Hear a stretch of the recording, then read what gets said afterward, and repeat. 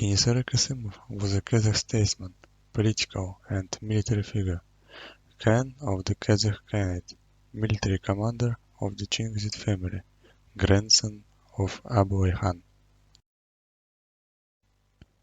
According to the Kazakh historiography, since 1841, the last Khan of all three Rus in modern Kazakhstan is revered at the state level as the leader of the national liberation movement of the Kazakhs in 1837-1847 for independence from the Russian Empire. In 1822, Emperor Alexander I issued a decree on the introduction of Dulat by Speransky regulations on the Siberian Kyrgyz, which abolished the authority of the Khan in the Kazakh Rus. The new administrative order was strongly opposed by some of the Kazakh Khans, who sought to restore the old way of life and even separate the Kazakh lands from Russia. The most stubborn resistance was offered by the most influential and numerous Kasimov family from the Abuai Khan family in the Middle Rus. Already in his younger years, King became famous for his leadership and organizational qualities, and stood out among his numerous brothers and peers, earning himself the respect of those around him. King actions against the Russian Empire were based on his desire to stop its advance into the interior of the steppe, to destroy Russian fortresses built on Kazakh soil and stop building new ones. But the main thing was to restore Kazakhs to their lands. Previously, continuing the work of his father, King tried to solve the problems that arose between the Kazakh Khanate and Russian diplomatically. Taking into account the military and numerical superiority of Russian troops, King carefully prepared for military action. Having exhausted peaceful means of resolving the Kazakh-Russian contradictions, King began military operations which covered most of the Kazakh lands. In 1845, King seized a number of Kokand fortresses, Zhanakurgan, Zhulek, and Suzak. In 1846, he captured the Merke fortress.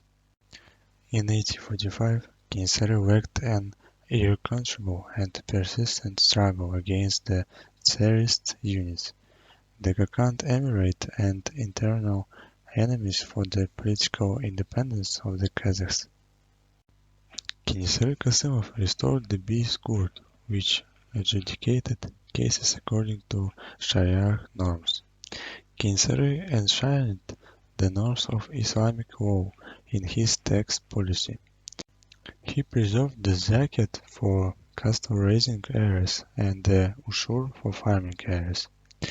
The despotism of King Khan, who considered Kazakh Jews to be his hereditary property, angered the people, who began to openly oppose him.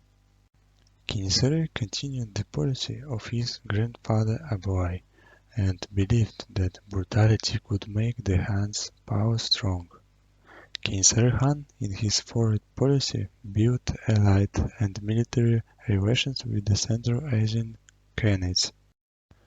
In 1841-1843, King Khan and the Russian Empire reached a peace agreement, but with the arrival of the governor of Orenburg, V.A.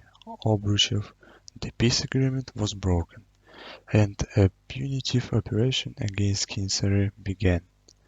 In 1845, the Russian government embassy, headed by Hern and Dolgov, arrived at the headquarters. The purpose of the embassy was to persuade King Khan to submit to Russia and fulfill its demands. King Khan put forward counter-conditions. Both sides didn't recognize each other's demands, and the negotiations were fruitless. Despite the truce between King Khan and the Kyrgyz, A Kazakh detachment was sent to the territory of the Kyrgyz Khanate to recruit fighters for King Sary's army. The detachment was led by Savik Batыр, who was killed in a clash with the local Kyrgyz population. In response to their actions, in April 1847, King Sary with a 15,000 army invaded the Kyrgyz Khanate. This invasion was extremely brutal, after which the Kyrgyz began to prepare for war. In the place of Maytube, Keklik-Singir, a battle with Kyrgyz Manaps led by Ormon Khan took place.